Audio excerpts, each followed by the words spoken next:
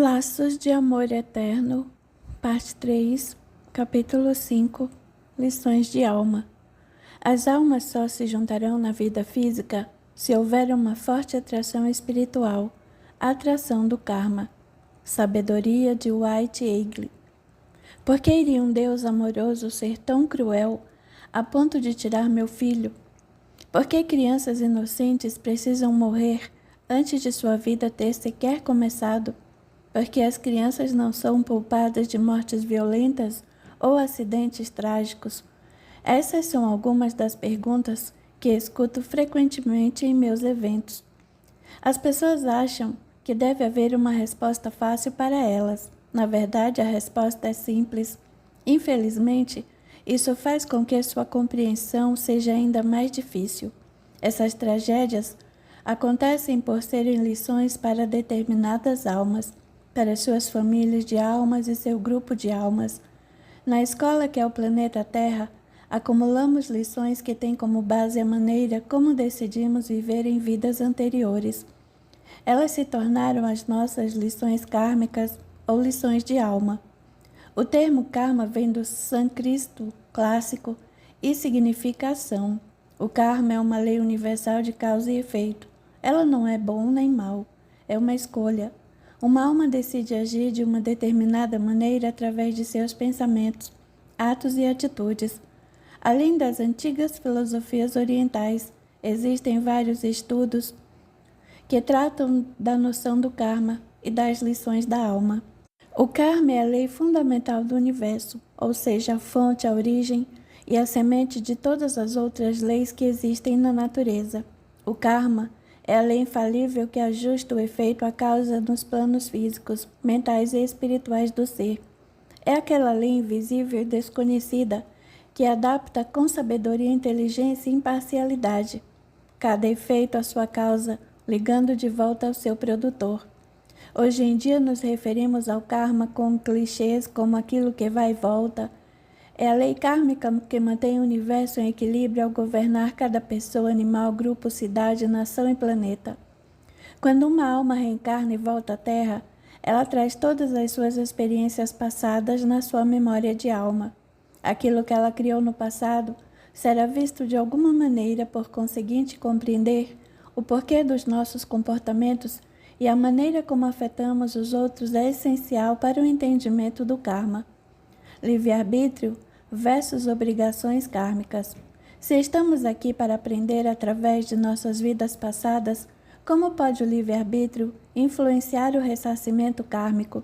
Na realidade, o livre-arbítrio e o karma, embora se oponham, são interdependentes. Um não pode existir sem o outro. O livre-arbítrio escolhe a forma como reagimos a determinadas situações na vida. Por exemplo, uma alma pode ter vivido vidas em que reagia com violência a confrontações.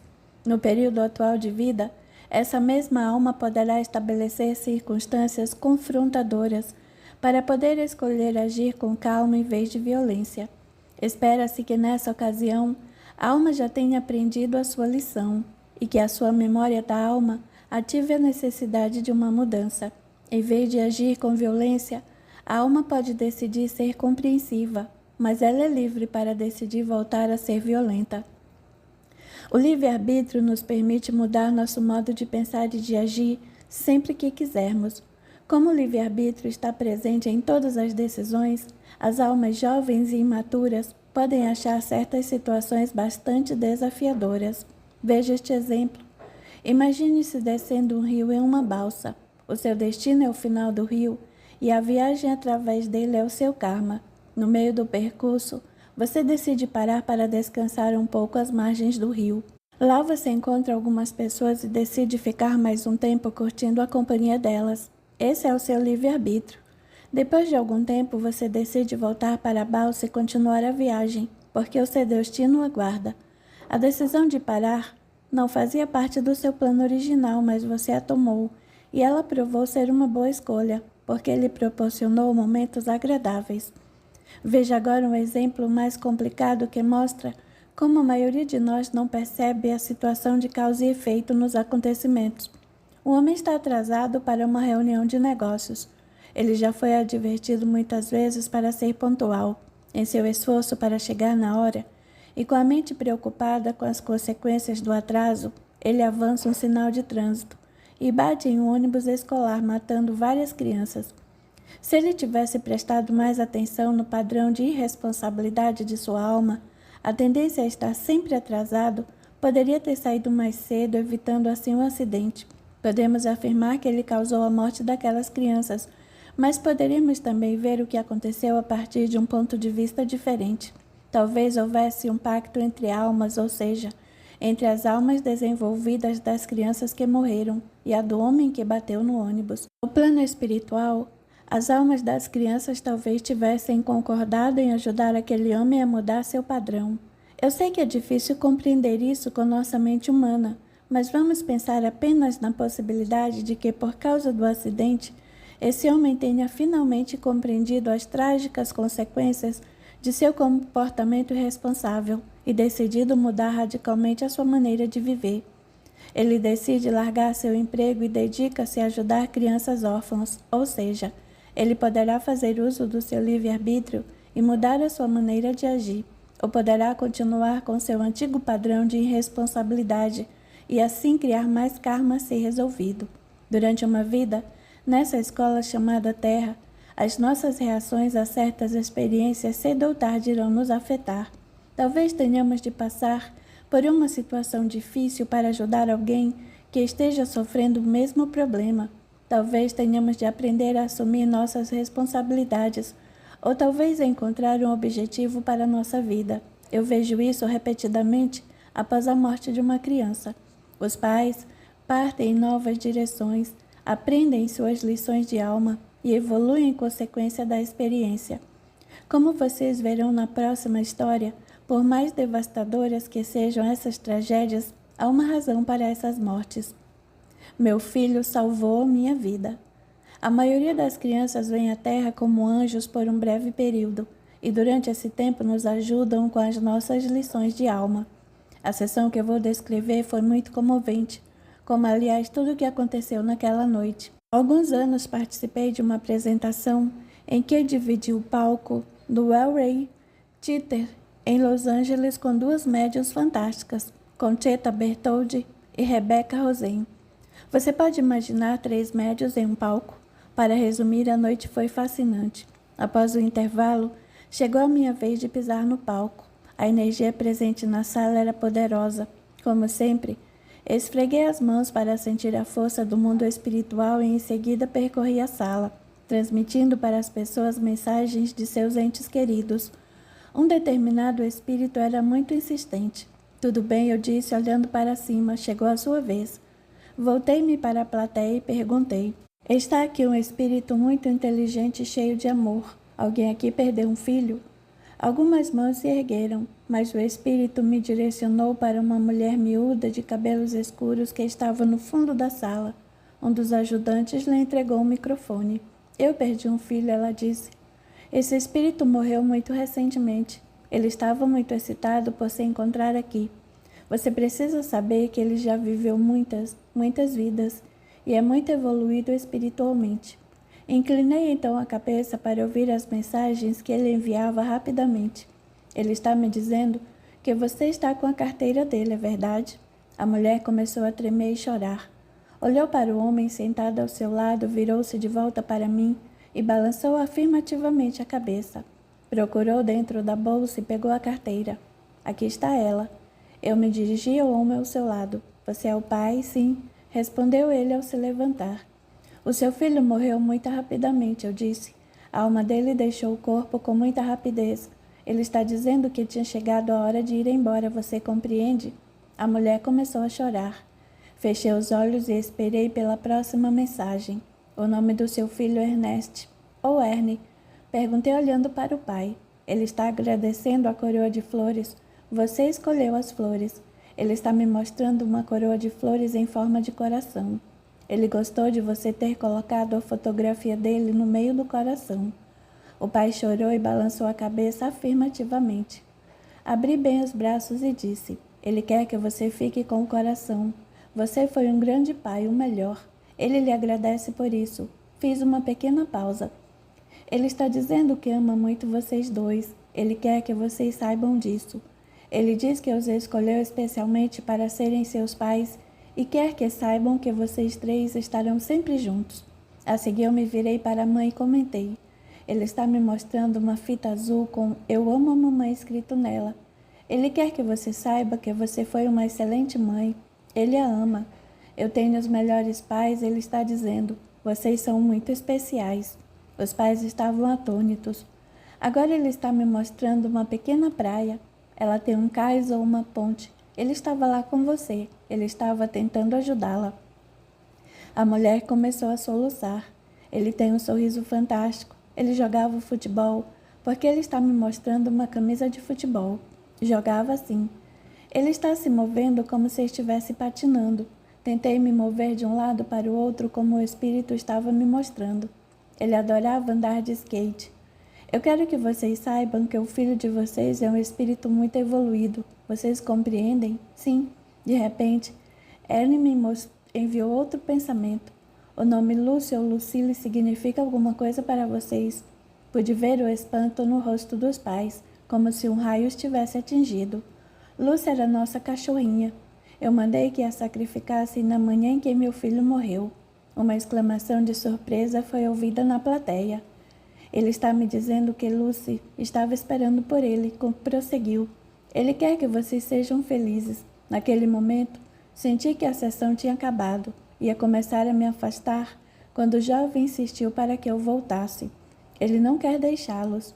Ele é muito insistente. Como foi que ele morreu? Instantes antes de a mulher começar a falar, o espírito me mostrou uma imagem. Ele está me mostrando um revólver, mas isso não tem nada a ver com a morte dele. Você compreende? Ele estava muito preocupado com você. O revólver está em um armário. Nós temos armas, a mãe disse. Eu pensei em me matar com uma delas. Ouviu outra exclamação de surpresa na plateia. Olhar para a mulher, pude sentir a dor e a tristeza dela. Sacudi a cabeça. Por favor, não faça isso. Seu filho veio aqui esta noite para lhe dizer isso. Ele está tentando ajudá-la. Ele quer que você viva. A sua hora ainda não chegou. Vocês dois têm trabalho a fazer na terra. Você pensa muito em se matar. Sim, eu compreendo. Diga ao meu filho que não vou mais pensar em fazer isso. Eu sabia que o jovem Ernie estava lá não apenas para ajudar seus pais, mas todos os pais que se sentiam desesperados e sozinhos. Quando Ernie finalmente se convenceu de que sua mãe ficaria bem e não tentaria mais se matar, ele partiu em uma névoa de luz. Pedi ao casal que permanecesse após a sessão para que pudéssemos conversar um pouco. Quando o evento acabou, fui ao encontro de Marta e Ernesto, os pais de Ernie. Marta me falou sobre a morte do Ernie em um terrível acidente de carro, quando ia do trabalho para casa. Descreveu a dor que sentia por ser obrigada a sacrificar a cachorrinha deles, Lucy, exatamente no mesmo dia da morte do filho. Marta também me contou que Ernie já sofrera 2 acidentes de carro antes. Ele devia ter morrido no primeiro, eu disse. Por que então ele ficou? Ela perguntou. Porque ainda tinha coisas a fazer. Ela repetiu que não sentia mais vontade de viver, mas me assegurou que o presente da mensagem do filho ajudaria os dois. Vocês nunca estão sozinhos, eu lhes garanti. Há pouco tempo recebi um e-mail de Marta. Prezado James, gostaria de ter palavras para descrever o que sinto por você. Eu não o conheço bem, mas penso em você frequentemente e lhe envio nossos votos de felicidade e nosso amor. Você salvou a minha vida. Na manhã seguinte à sessão com você, acordei e esperei que a costumeira sensação de impotência e desespero tomasse conta de mim, mas isso não aconteceu. Abri os olhos, pensei no Ernie e sorri. Senti meu coração se encher de esperança. Disse ao meu filho que eu amava e agradeci a ele por ter ido à sua sessão. Você e o Ernie salvaram a minha vida, James. Depois daquela noite, voltei a trabalhar todos os dias. Eu queria me envolver outra vez.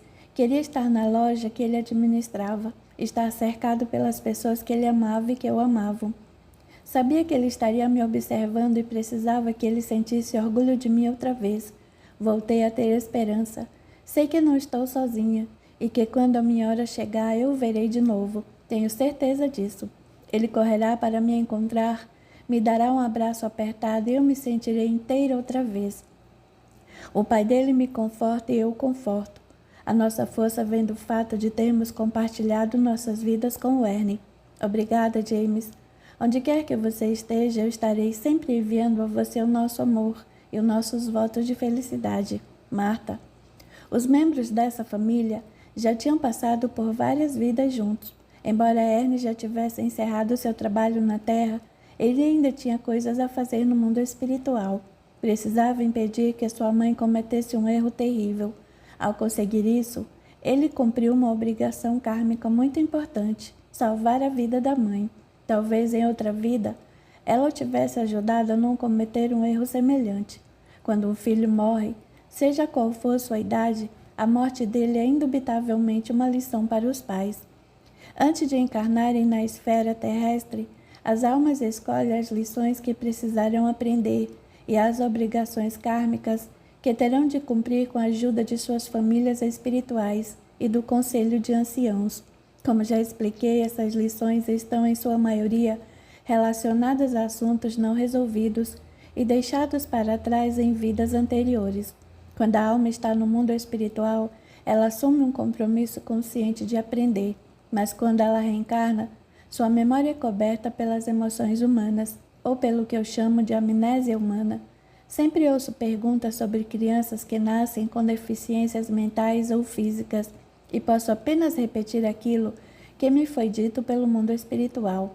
Há obviamente um drama espiritual em ação nesses casos.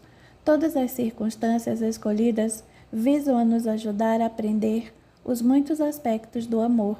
Durante todos esses anos, me foram concedidas percepções espirituais sobre essas lições. Eu gostaria de compartilhar com vocês o que aprendi. Aborto e mortalidade infantil. Os abortos espontâneos são contratos de almas feitos entre mães e filhos. Uma alma por nascer pode estar testando o compromisso da mãe, ou se testando para ver se quer ou não viver em um corpo físico. A alma pode entrar na mãe e constatar que não está pronta e por isso partir. E pode fazer isso inúmeras vezes. A mesma alma pode estar ajudando a mãe a aprender lições talvez relacionadas a controle. Eu preciso engravidar agora. Ou há dúvidas sobre o que ela quer. Não sei se quer engravidar ou conseguir aquela promoção. Existem também lições relacionadas a problemas de saúde ou de dinheiro.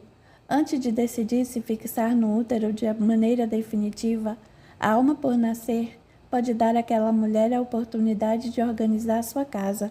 Nas minhas sessões, conversei com muitos espíritos que contaram que o aborto tinha ocorrido porque aquele não era o momento certo para eles ou para a mãe. A partir de uma perspectiva espiritual, os abortos são lições para que a mãe aprenda sobre amor próprio e autoestima. A alma sempre sabe quando o feto será abortado, e por isso não se fixa nele. Portanto, em um aborto, ninguém está sendo assassinado. Nesses casos, mais uma vez, ambas as almas concordaram previamente em passar por aquela experiência para evoluírem. O aborto pode também estar relacionado a uma dívida anterior, em que uma alma paga um débito kármico à outra. Em uma vida anterior, a alma do feto também tenha sido uma mãe que tenha rejeitado seu filho, e por isso precisa sentir os efeitos do abandono ou traição.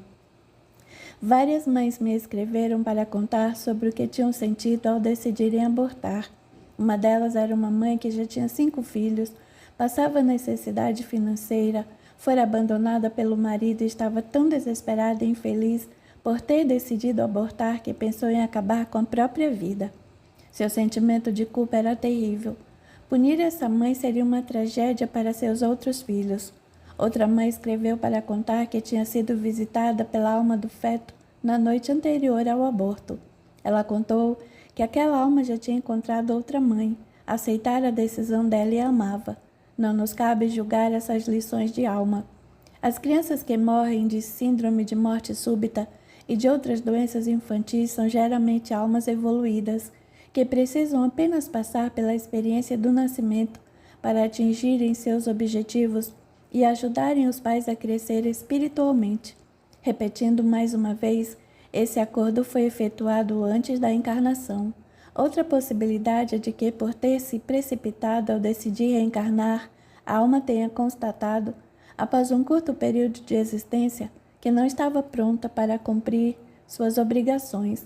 Em uma ocasião, as almas disseram que tinham decidido aprender suas lições com um grupo de almas que não fazia parte de suas famílias atuais. Em todos os casos, a morte de um filho obriga os pais a valorizar a vida e a manter o foco no amor. Doenças infantis e acidentes. Você já notou que uma criança que está doente geralmente se mostra mais preocupada com o bem-estar de seus pais do que com o dela própria? Quando uma criança morre vítima de uma doença, a sua morte está sempre relacionada a ensinar lições aos outros. Essas lições talvez tenham a ver com compaixão, altruísmo ou amor incondicional. Há também a possibilidade de uma alma ter uma doença para que as gerações futuras não a tenham. Este foi, obviamente, o caso da epidemia de pólio no início dos anos 50. Eu me lembro de ver noticiários sobre crianças aguardando em pé em filas para tomar as preciosas doses da vacina antipólio. É triste, no entanto, esperado que algumas almas paguem com a vida para que milhões de outras possam ser salvas. O que nos parece um acidente arbitrário é algo que já fora decidido no plano espiritual, ou seja, os acidentes não são acidentes, mas fatos pré-determinados. Isso se aplica a acidentes de carro, de ônibus, desastres de avião e de trem, afogamentos, quedas, incêndios ou qualquer outra das assim chamadas catástrofes. Acidentes naturais como tsunamis, tornados e terremotos são planejados previamente por muitos grupos de alma com o intuito de nos ensinar a sentir amor e compaixão. Não é de admirar, portanto, que quando uma catástrofe atinge uma cidade ou um país, pessoas do mundo inteiro se unam para ajudar as vítimas e seus familiares. As catástrofes são lições de expansão e transformação para as almas, sobretudo para dos que sobrevivem. Os acidentes e os desastres costumam gerar novas leis ou novas maneiras de proteger a população e os menos favorecidos. Em muitos casos, essas mortes acidentais fazem com que algumas pessoas, entre elas os pais, questionem suas crenças espirituais. Ao falar com espíritos de crianças que morreram em acidentes, aprendi que para os pais, a primeira lição é pararem de sentir culpa e perdoarem a si mesmos. Esse foi o caso da mãe de Vanessa, cuja culpa impedia a filha de chegar até ela. Em um evento em British Columbia, o espírito de uma bonita jovem apareceu diante de mim antes da última sessão da noite. Está aqui uma jovem de cerca de 17 anos, com longos cabelos louros. A mãe dela está na plateia e tem uma mecha de cabelos da jovem em sua carteira. O que aconteceu a seguir repete-se com muita frequência. A mãe a que eu me dirigi estava com muito medo de se levantar, e por isso continuei. Ela está me mostrando uma boneca. Isso faz sentido para alguém. Uma mulher no fundo da sala acenou. Pedi-lhe que se levantasse. É a sua filha? Perguntei. Não é minha sobrinha. Ela tem 17 anos, não. A minha sobrinha tinha 18. Sacudi a cabeça porque sabia que aquela não era a pessoa certa. O espírito estava me dizendo, não é ela. Você tem uma mecha dos cabelos de sua sobrinha com você? Eu tenho uma mecha dos cabelos dela, mas ficou em casa. Estou vendo o hospital. Ela não estava feliz lá. Continuei por mais alguns minutos para tentar estabelecer uma conexão entre o espírito e a mulher diante de mim. Transmiti vários detalhes da mensagem que estava sendo transmitida a mim pelo espírito da jovem, mas nenhum deles era confirmado por ela. Falei da medicação intravenosa que a moça estaria tomando, do vestido branco que usava no momento em que morreu, das fotos que colecionava, das flores que cultivava. Nenhuma resposta da mulher. Eu estava cada vez mais convencido de que aquela mulher não era a pessoa certa, mas como a verdadeira mãe não tinha se levantado, tive de encerrar a sessão. Ela está me dizendo que a mãe dela está sofrendo muito. Será que você poderia pedir à sua irmã para entrar em contato comigo através do meu site? A mulher fez que sim com a cabeça e se sentou. Durante todo aquele tempo, a verdadeira mãe daquela jovem estava na plateia. 2 dias depois, ela entrou em contato com o meu site. O que temos a seguir é um trecho da sua carta. Prezado James, Em junho de 1999, nossa vida mudou para sempre, porque Vanessa, nossa filha de 17 anos, morreu em um acidente de carro. Algumas semanas após a morte dela, alguém que compreendia a dor e a tristeza que estávamos sentindo nos enviou uma cópia de Conversando com os Espíritos. O livro fez com que meu marido e eu iniciássemos uma jornada que teve um resultado surpreendente. Lemos muitos livros de vários autores e descobrimos o mundo dos médiuns. Chegamos a consultar um em nossa cidade, mas a experiência foi tão dolorosa que me deixou descrente. Meu marido e eu sempre achamos que o espírito de Vanessa está por perto. Meu marido, Curtis, a ouviu muitas vezes, mas comigo ela era muito silenciosa. Embora esses sinais nos trouxessem um grande prazer, eu me perguntava se nos sentíamos por precisarmos tanto deles.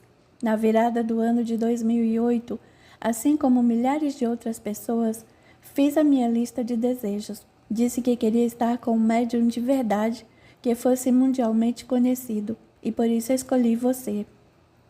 Os seus livros eram os que mais me traziam conforto. Nos 2 anos seguintes, consultei o seu site para ver se você viria a Vancouver. Nesse meio tempo, tive contato com outro médium, e a experiência também foi muito dolorosa. Então as coincidências começaram a acontecer. Uma manhã, quando liguei a TV, ouvi o locutor dizer que você estava em Vancouver. Enquanto esperava pela noite do show, pensei muito e finalmente decidi levar uma mecha dos lindos cabelos louros da Vanessa. Você começou a última sessão da noite descrevendo uma jovem com longos cabelos loiros e perguntando se a mãe dela estava na plateia. Eu gelei. Não consegui acreditar no que estava ouvindo. Eu tinha esquecido de levar a mecha de cabelos dela. Ninguém levantou a mão, e aí você mencionou uma boneca. Estava pensando que Vanessa tinha muitas bonecas, enquanto outra senhora levantou a mão. Fiquei inibida e me calei. Enquanto caminhávamos para o carro, eu disse ao Curtis, era a Vanessa. Ele perguntou por que eu não tinha levantado a mão. Eu me senti arrasada. A culpa era minha. Tinha novamente falado, como mãe, tirado do Curtis a oportunidade de ouvir o que nossa filha tinha a dizer. Eu estava com muito medo de ficar desapontada e magoada outra vez. Eu tinha pavor de falar demais, porque como queria muito entrar em contato com Vanessa, poderia acreditar em qualquer coisa que você dissesse. A caminho de casa eu me torturei com os mesmos sentimentos de culpa que experimentei quando houve o acidente de carro. Não consegui dormir naquela noite. Não parava de lembrar que tinha perdido uma oportunidade de falar com a minha filha. Analisei cada palavra que você tinha dito. Uma jovem de 17 anos com longos cabelos loiros, a mecha de cabelos, a boneca. Lembrei-me das bonecas que fizera para Vanessa e que tinha bordado na bainha de sua roupa. Onde você estiver, seja feliz e lembre-se de que eu a amo. Em seguida, você mencionou o hospital. Sim, ela foi para o hospital depois do acidente, mas eles não conseguiram salvá-la. Os detalhes mencionados coincidiam perfeitamente com ela. O vestido longo e branco foi o da festa de formatura. Ela usou 3 semanas antes do acidente e ficou linda. Ela fazia álbuns de fotografia. A última coisa que você mencionou foram as flores. Durante o jantar, antes do show, tínhamos conversado sobre as flores que Vanessa gostava de cultivar.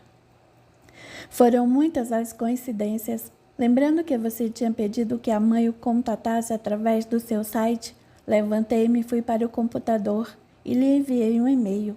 Naquela noite fui para a cama me sentindo novamente um fracasso. Às 3 da manhã acordei.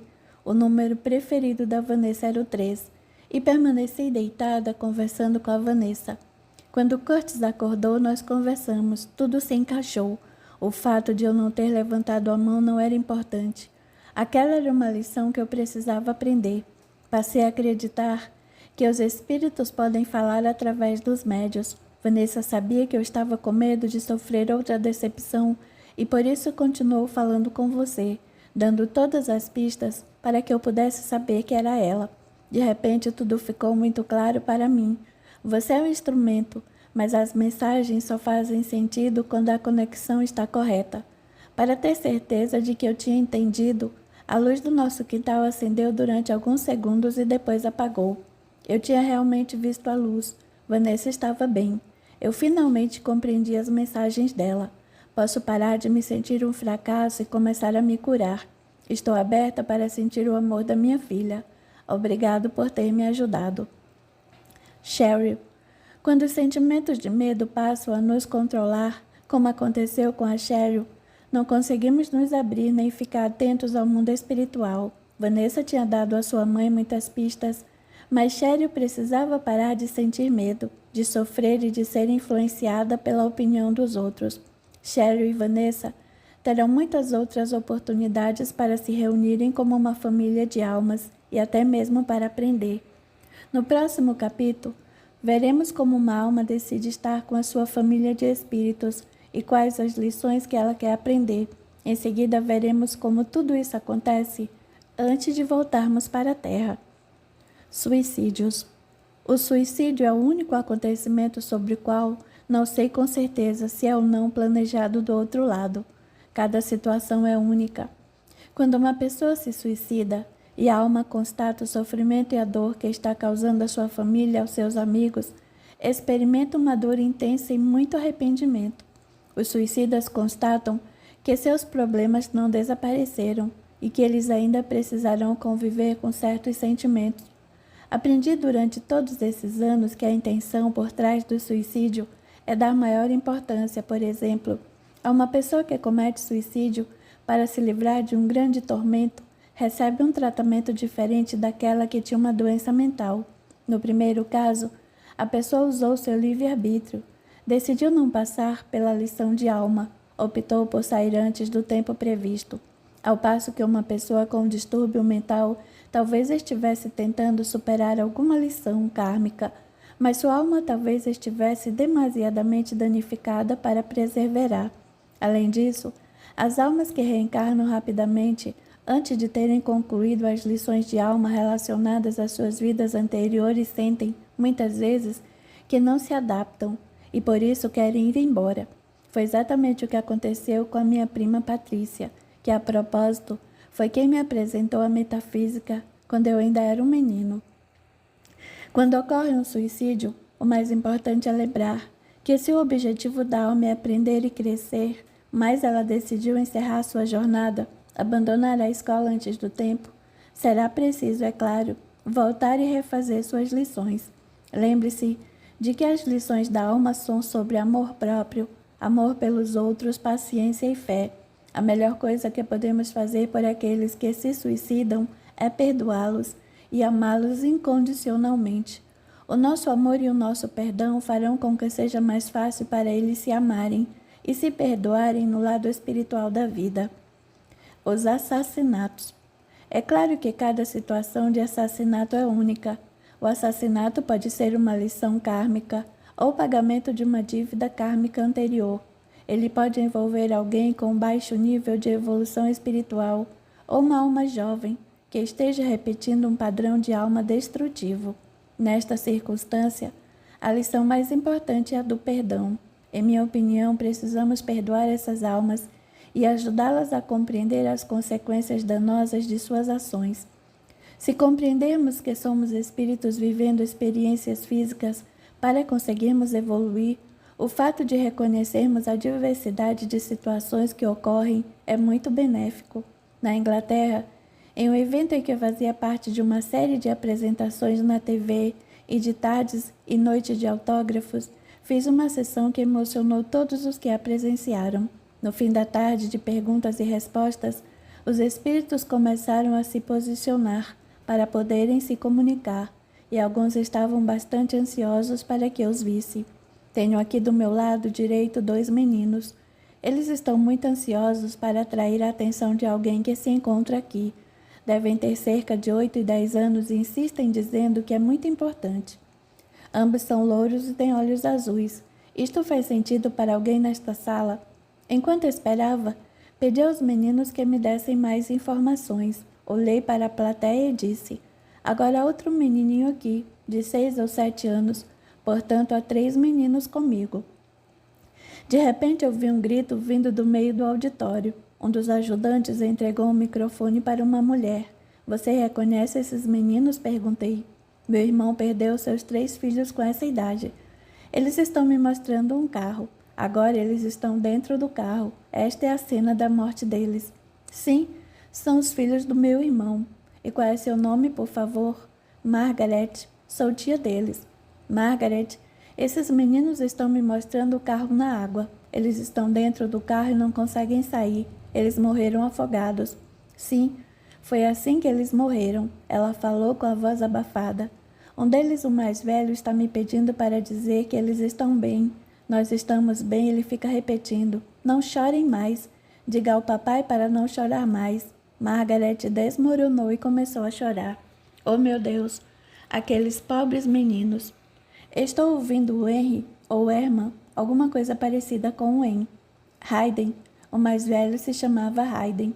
Ele está dizendo, não culpe a mamãe, nós a amamos. Aquele comentário descontrolou a mulher outra vez, e ela cobriu o rosto com as mãos. Uma jovem que estava sentada ao seu lado levantou-se. Eu sou Lindsay, a filha dela. Obrigado, respondi. Esses meninos estão muito preocupados com o pai deles.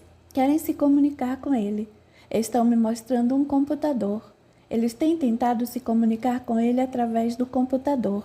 Meu tio vende programas de computador, exclamou Lindsay. Ele sempre tem um computador com ele.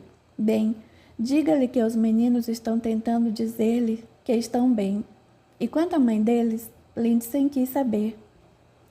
Enviei meus pensamentos para os 3 meninos e perguntei se podiam me contar mais alguma coisa. Naquele momento, eles me mostraram algo que eu jamais esperaria ver. A mãe deles os estava colocando no carro e levando-os para o que parecia ser um cais. Ela permaneceu sentada, conversando com os filhos por algum tempo e a seguir dirigiu o carro para dentro d'água. O carro afundou rapidamente. Ela saiu, mas os meninos permaneceram no carro. Olhei para Margaret e Lindsay. Estou vendo a morte dos meninos com mais clareza. A mãe deles os afogou, não foi? Toda a plateia manifestou horror. Sim, Lindsay disse. Aquela desgraçada afogou seus 3 filhos. A dor que aquela família vinha experimentando ficou muito clara para mim. Eu podia sentir a raiva e o ódio intensos dirigido à mãe dos meninos. Havia mais alguma coisa em jogo ali. A mãe tinha problemas mentais e emocionais. Os meninos querem que vocês a perdoem. Eles amam a mãe deles. Eles estavam aqui na Terra para ajudá-la e foram embora juntos. Ela não fez nada errado na opinião deles. Ela assassinou os filhos, gritou Margaret. Sim, ela os matou e será punida por isso nesta vida. Vocês, no entanto, vieram aqui para ouvir o mundo espiritual. E esses meninos estão dizendo que perdoaram a mãe deles. Eles faziam parte de um plano maior. A mãe precisava de ajuda e eles estavam dispostos a ajudá-la. Eles querem que o pai a perdoe também. Eu sabia que aquilo era muito difícil de ser compreendido. Ele não consegue dormir desde que tudo isso aconteceu, contou Margaret. Por favor, diga a ele que seus filhos estão bem. Hayden está me dizendo que eles têm brincado com o computador do pai. Os meninos querem que ele saiba que eles estão ao seu lado, que sempre estarão com ele. Por favor, diga isso ao pai. Margaret balançou a cabeça. Será difícil. Ele está totalmente desolado. Senti uma grande compaixão por aquela mulher e pelo irmão dela. A seguir, os irmãos me mostraram outra coisa. O menino menor está sorrindo e me mostrando um livro com uma lua e estrelas na capa. Boa noite, Lua, disse Margaret. Era o livro preferido do Perry. Diga ao pai que lê o livro para o Perry à noite. Ele estará ouvindo. Oh Deus, não sei se conseguirei. Por favor, tente, eu disse. Isso ajudará os dois. Está bem. Neste momento, eles estão sorrindo e dando adeus. Depois eu disse para a plateia. Por favor, rezem por este pai e sua família. As orações são sempre ouvidas e elas os ajudarão. Na verdade, esses menininhos são anjos de Deus.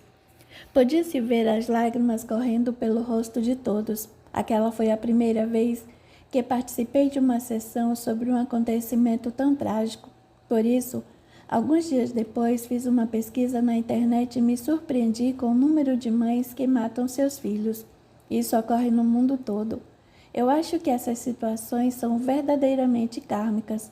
Nos casos que pesquisei, muitas das mães tinham se matado ou sido internadas em hospitais para doentes mentais. As lições de alma são muito individuais. Nessa sessão específica, foi possível ver claramente que os meninos queriam muito que o pai perdoasse a mãe. Essa era a mensagem que eles queriam transmitir. Também preciso dizer a vocês que quando uma pessoa não perdoa alguém e se agarra à dor, à raiva, ao ódio, à culpa, ou não quer que seja, a energia negativa se apossa de outras partes da vida dessa pessoa e de todos aqueles que a compartilham. O reencontro. Muitos pais dizem que a coisa mais importante que aprenderam com seus filhos mortos é que um dia eles se reencontrarão. Em relação a isso, não tenha a menor dúvida. No próximo capítulo, examinaremos os fatores envolvidos na volta à Terra e as oportunidades que uma alma tem para aprender e crescer. Para encerrar este capítulo, compartilharei com vocês um belo poema escrito pela aclamada médium britânica Doris Stokes, falecida em 1987.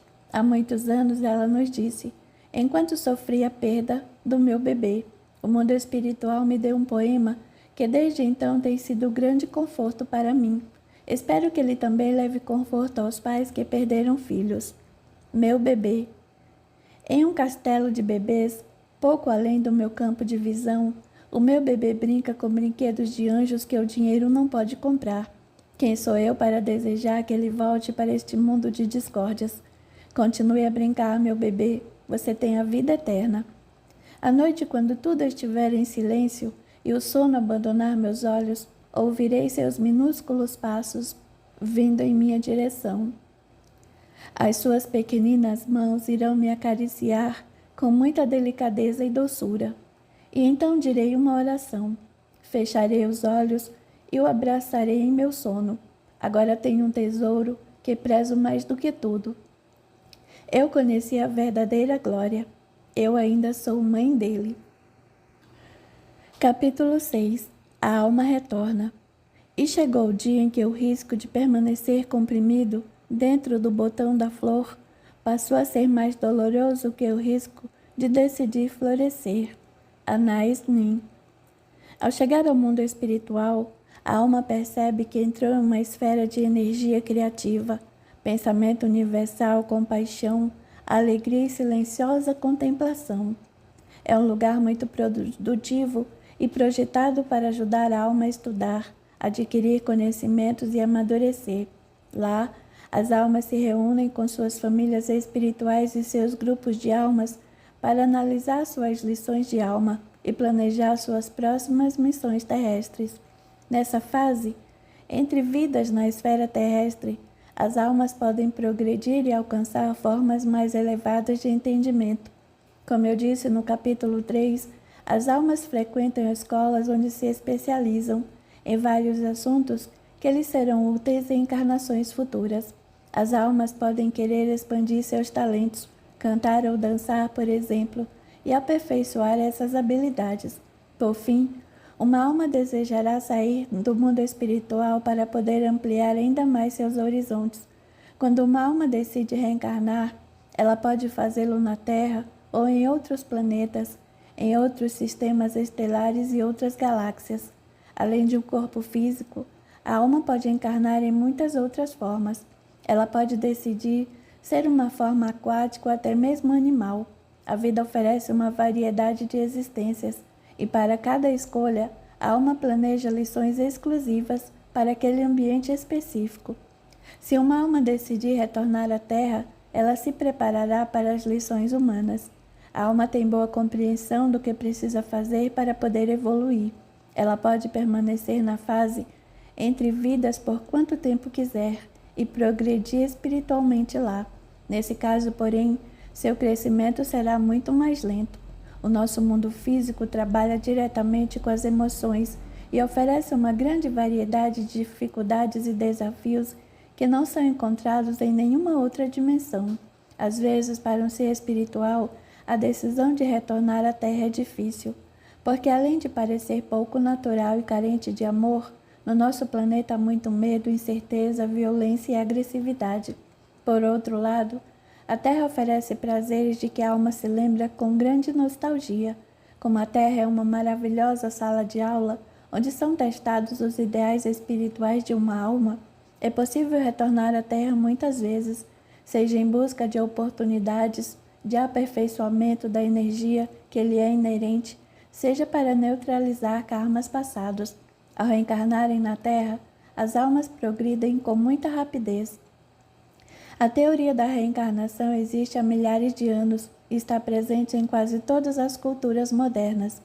Ela fez parte do cristianismo até o ano 325, quando, em um esforço para unir várias facções feudais de seu império, o imperador romano Constantino a erradicou no Concílio de Nicéia.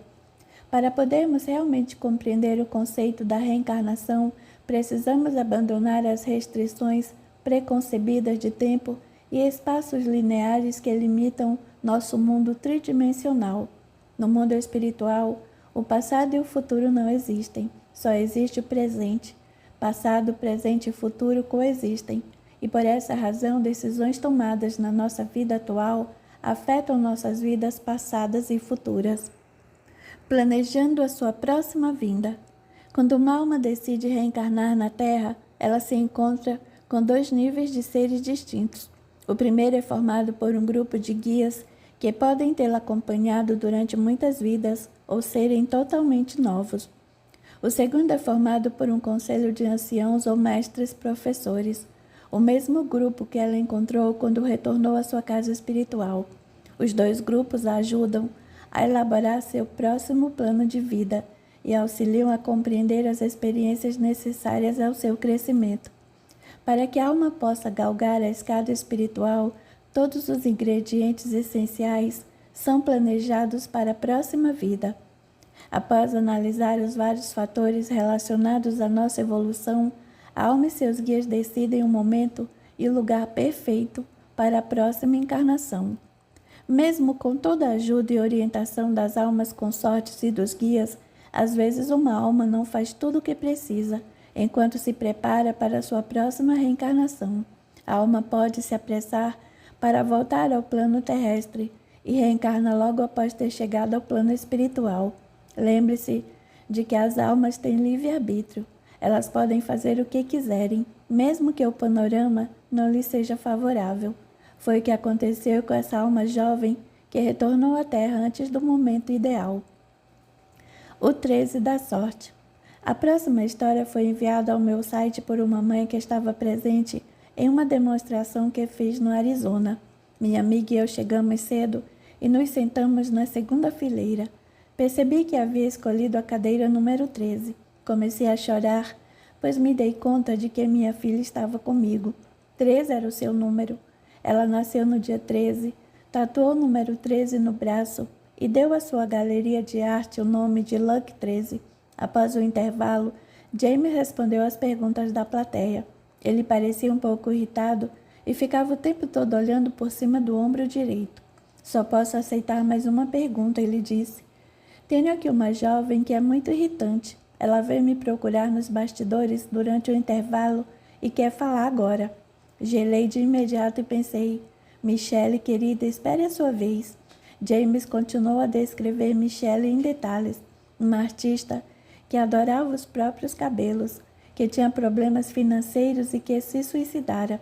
Levantei a mão, mas James continuou falando. Eu compreendia cada detalhe do que ele estava dizendo. Por fim, ele olhou para mim e perguntou, qual é o nome dela? Alguém me entregou o microfone e eu respondi, Michelle.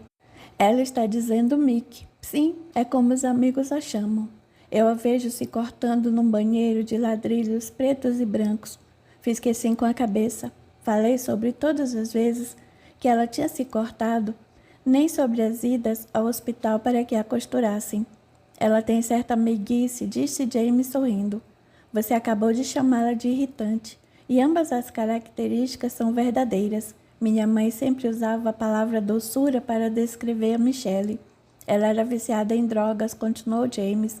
Michelle voltou cedo demais para a Terra. Não estava pronta. Achava que não se encaixava no mundo. Ela tinha problemas relacionados a maus tratos e falta de confiança. Mais uma vez confirmei com a cabeça. Quem é Jean? James perguntou. Minha mãe. Ela precisa parar de se preocupar.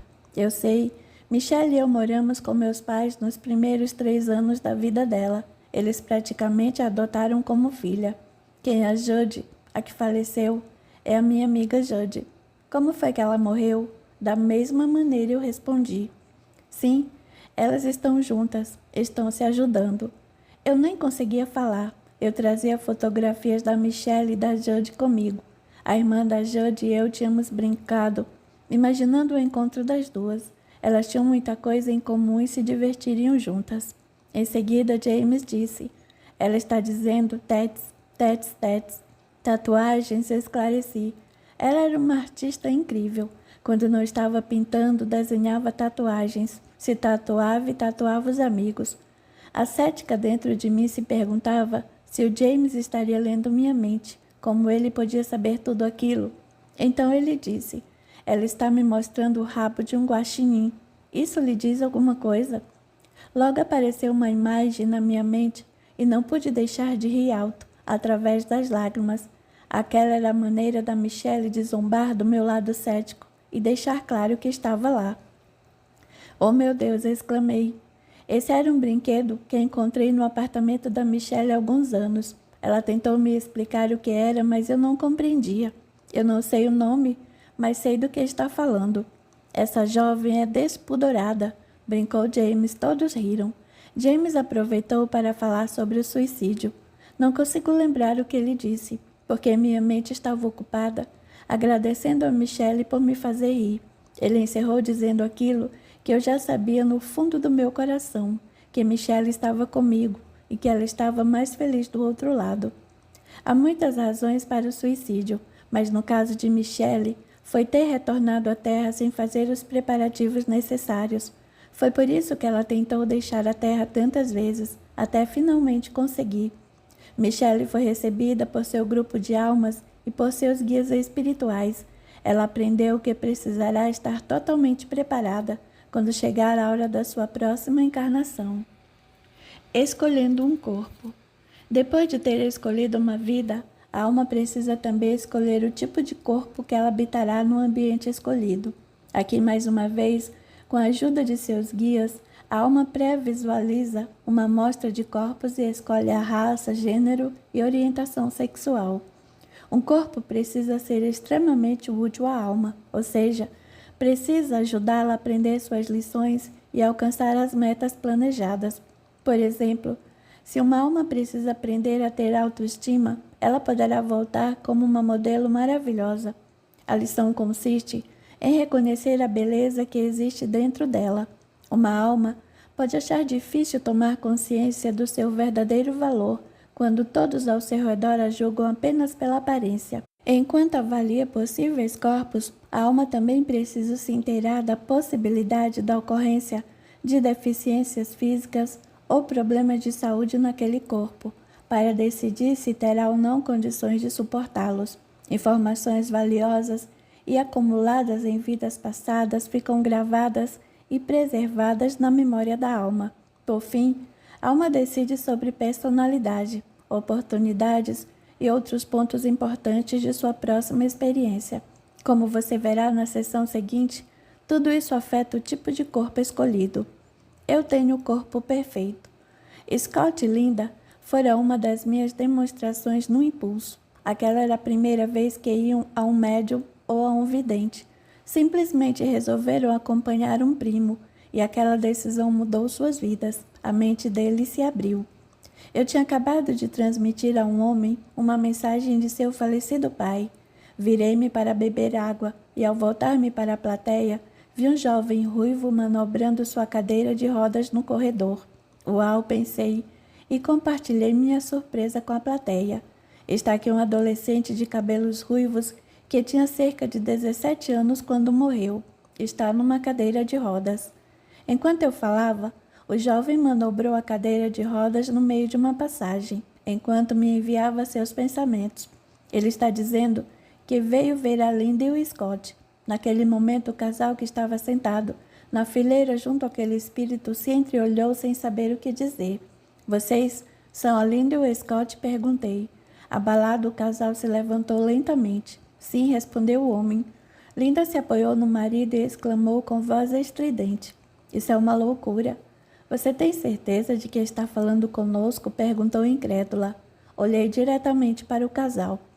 Vocês tinham um adolescente de cabelos ruivos que estava em uma cadeira de rodas quando morreu. Linda começou a chorar, enquanto Scott a abraçava e respondia as perguntas, tentando conter o choro. Tínhamos. Era o nosso filho Clark. A seguir, Clark fez algo surpreendente, uma coisa que eu poucas vezes vi em minhas sessões. Ele se levantou da cadeira de rodas, transformou-se em um maravilhoso ser de luz e se posicionou entre os pais enquanto transmitia pensamentos. Ele é um espírito muito bonito, eu disse emocionado, enquanto sintonizava a energia dele. Clark é um ser bastante evoluído e eu me sinto honrado em trazê-lo até vocês esta noite. Obrigado, nós ficamos muito gratos, respondeu Scott. Aquele momento emocionante foi interrompido quando Linda, com toda a inocência, afirmou: Meu Deus, isso é verdade. Eu achava que fosse um show, mas é real. Todos rimos. Bem, Linda, respondi. O seu amor é real e foi ele que trouxe o Clark aqui esta noite. Clark prosseguiu fornecendo informações e percepções espirituais. Ele quer agradecer a vocês por terem compartilhado esse período de vida com ele. Está me dizendo que vocês o adotaram quando ninguém mais o queria. Ele insiste. Eu era menosprezado. Sim, foi isso mesmo, respondeu Scott. Nós não podíamos ter filhos, mas rezamos pedindo a ajuda de Deus.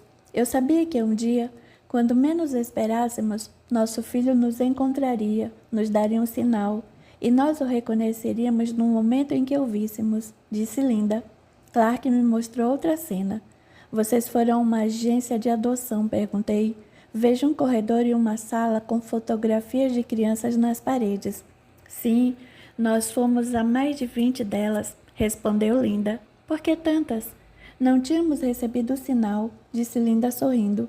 E um dia aconteceu, acrescentou Scott. Recebemos o sinal. Todos os presentes estavam totalmente fascinados. Ele me chutou, continuou Scott.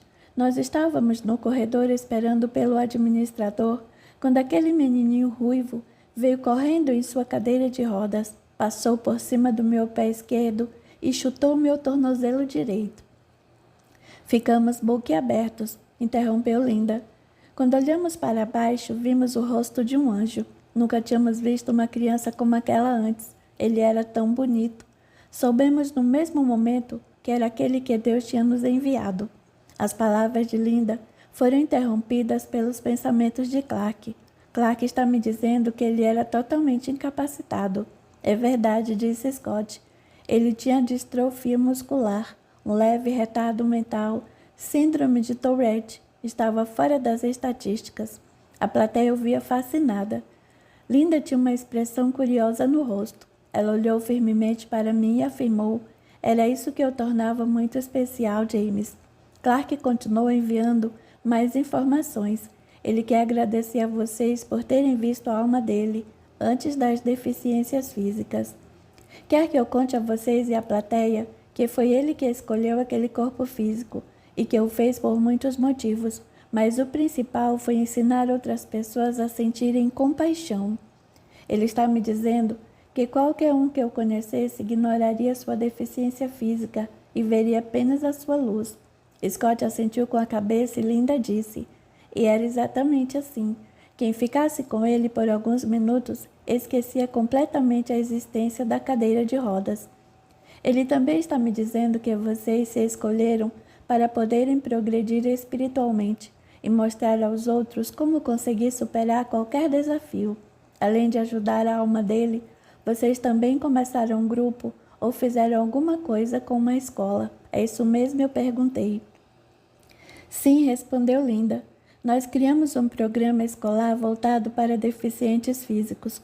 Qualquer professor que tenha em sua turma um aluno com algum tipo de deficiência precisa fazer esse curso para aprender como tratar essa criança, porque elas não são vítimas, são seres humanos como todo mundo. Eu acredito que elas nos ensinam em vez de nós ensinarmos a ela. A plateia aplaudiu. Essa mulher aqui foi extraordinária, disse Scott. Eu podia sentir o amor que ele sentia pela esposa. Clark me enviou outro pensamento. Ele tocava piano. Linda levou as mãos ao rosto e murmurou: Meu Deus! Sim, respondeu Scott. Linda ensinou a ele. Eu me lembro do dia em que entrei em casa e vi o Clark tocando piano com os pés. Ele aprendia com muita rapidez, acrescentou Linda. A música era a única coisa que conseguia acalmá-lo. Ele está dizendo que você costumava se comunicar com ele de coração para coração.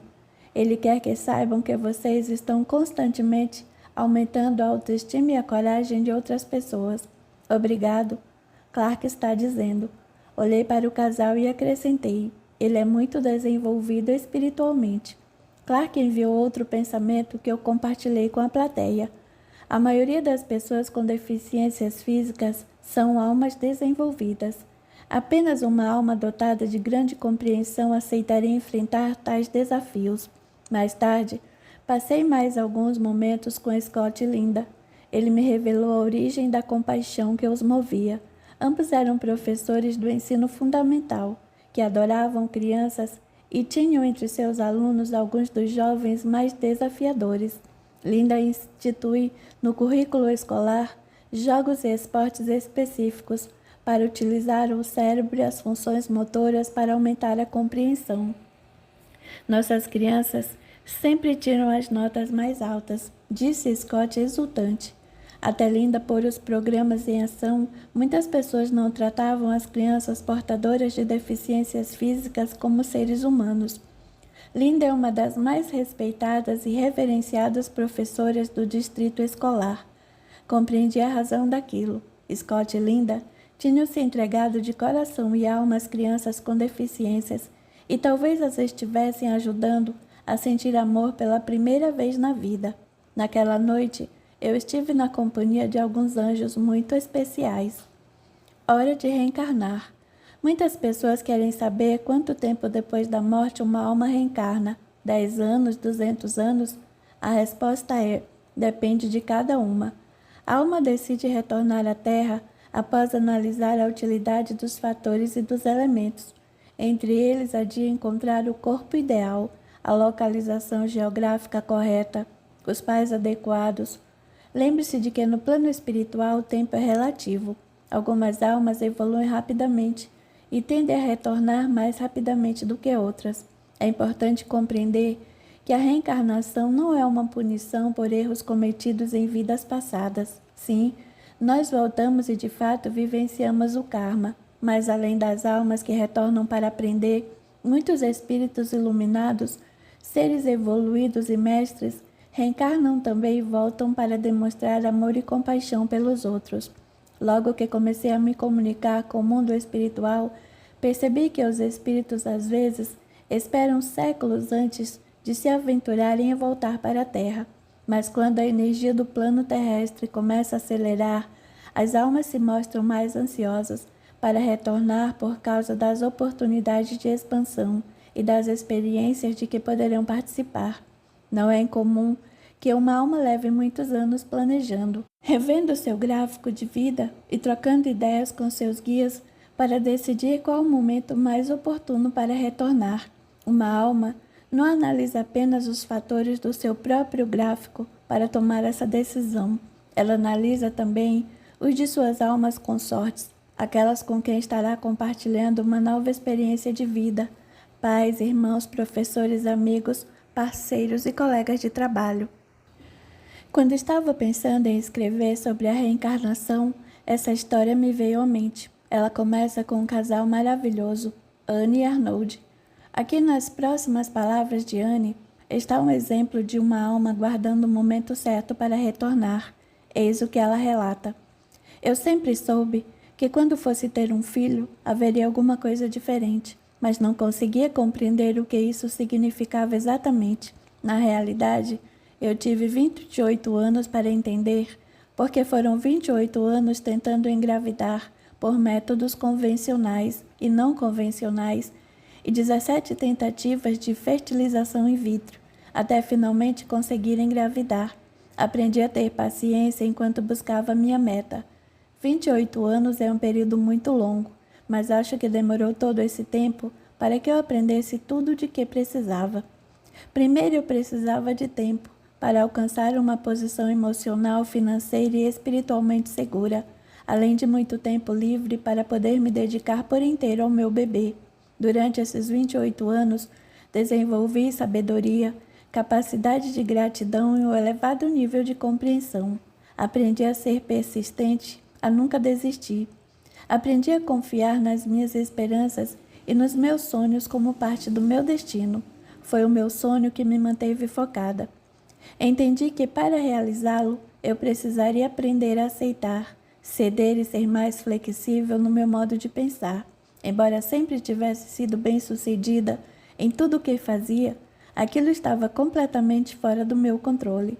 Como nada parecia dar certo, aprendi a viver plenamente, a ter disposição para assumir riscos e a entrar no vazio do desconhecido. Aprendi a desenvolver a compaixão. Carregamos dentro de nós algo muito doloroso e por isso não podemos comparar a dor e a tristeza de uma pessoa com a de outra. Finalmente aprendi que cada um de nós precisa percorrer uma jornada, até mesmo o bebê que ainda vai nascer. No momento em que efetuei essas imensas mudanças internas, percebi que a dificuldade de engravidar fazia parte da minha jornada. E quando aceitei a força do destino, as coisas começaram a mudar. Até que um dia, ouvi uma voz dentro de mim. Tente mais uma vez. Eu soube de imediato que aquilo significava tentar engravidar de novo. Conversei sobre isso com Arnold e concordamos em tentar mais uma vez, e apenas uma única vez, naquela etapa tardia de nossas vidas. Eu tinha certeza de que daquela vez daria certo. E enquanto pensava sobre a minha decisão, tive uma visão. Vi um homem jovem caminhando na minha direção, um magnífico guerreiro vestindo um manto vermelho e uma couraça reluzente. Ele me disse seu nome e eu soube que aquele homem seria o meu filho.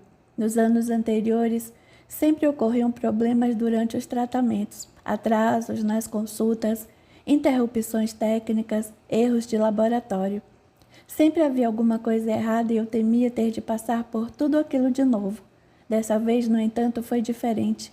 Tudo simplesmente fluiu. Um dia antes da concepção, vi um par de olhos me observando enquanto meditava. Embora fossem amigáveis e sorridentes, eram olhos muito velhos e sábios.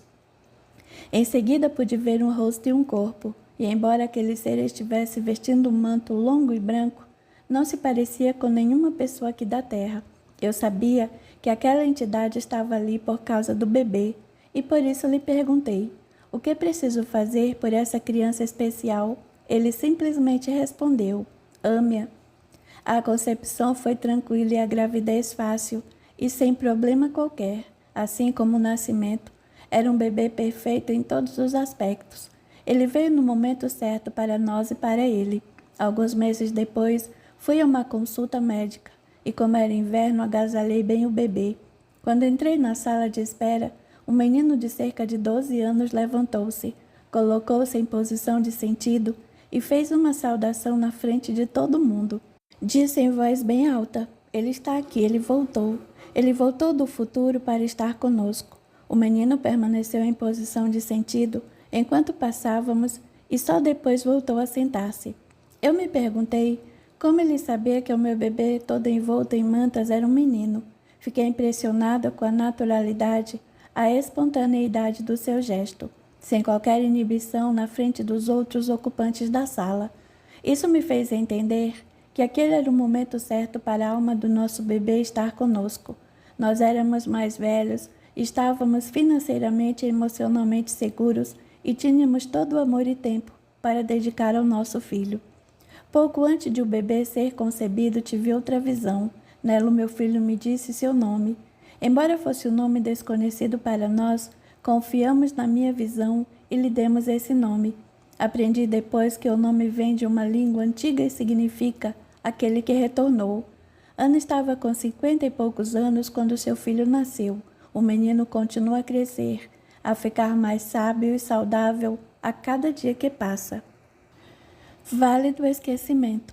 À medida que a alma se integra com seu recém-formado corpo físico, a influência da esfera de luz diminui e ela atravessa aquilo que é conhecido como Vale do Esquecimento, também chamado de Rio Letts. Na mitologia grega, o rio do esquecimento. A palavra letes tem a mesma raiz de letargia, que significa estado de sonolência. É por isso que não nos lembramos das nossas identidades espirituais. Alguns dizem que esse tipo de amnésia é um presente que Deus nos dá por dois bons motivos. Primeiro, se soubéssemos tudo sobre nossas vidas passadas e sobre as atrocidades que sofremos ou fomos capazes de cometer, passaremos todo o tempo obcecados com o passado, em vez de nos dedicarmos às nossas lições de alma atuais. Segundo, se soubéssemos a resposta para cada problema que precisamos enfrentar, não conseguiríamos evoluir espiritualmente. Embora a memória da alma possa estar escondida em nossa mente racional consciente, os padrões de pensamentos da alma estão sempre tentando fazer com que o cérebro se comporte de uma determinada maneira. Isso foi o que aconteceu em uma recente demonstração em um centro espírita, quando o espírito de um homem nos surpreendeu com a sua recém-descoberta compreensão. Ao falar sobre a vida que tinha deixado havia pouco tempo, ele se descreveu como alguém que criticava e julgava os outros com muito rigor. Antes de morrer, ele desenvolveu um câncer de garganta e teve de fazer uma laringotomia. A cirurgia deixou uma cicatriz bem visível em sua garganta. Ele nos surpreendeu ao afirmar: as palavras têm poder, e quando retornar para minha próxima vida, manterei a cicatriz para me lembrar de falar com amor e respeito. Enquanto a alma entra e sai do corpo, ela continua a se conectar com os padrões de ondas cerebrais para se certificar que seu corpo está crescendo de acordo com o plano. A alma não entrará no feto até os últimos meses da gravidez, e mesmo então, ela poderá entrar e sair do corpo até 3 meses após o nascimento. A alma delicadamente se amalgama com a mente e expande sua memória por todo o corpo. Enquanto faz isso, ela relaxa o corpo físico da criança e determina um curso de ação para depois do nascimento. Por volta dos 6 anos, a passagem pelo Vale do Esquecimento terá sido concluída e a criança não se lembrará mais das suas origens espirituais. A última parte deste livro se concentra na forma como pais e filhos se conectam. Ela apresenta maneiras pelas quais podemos curar a dor e o sofrimento causados pela perda de um filho e descreve a imortalidade do amor. No próximo capítulo, descrevo como as crianças entram em contato com seus pais e seus entes queridos.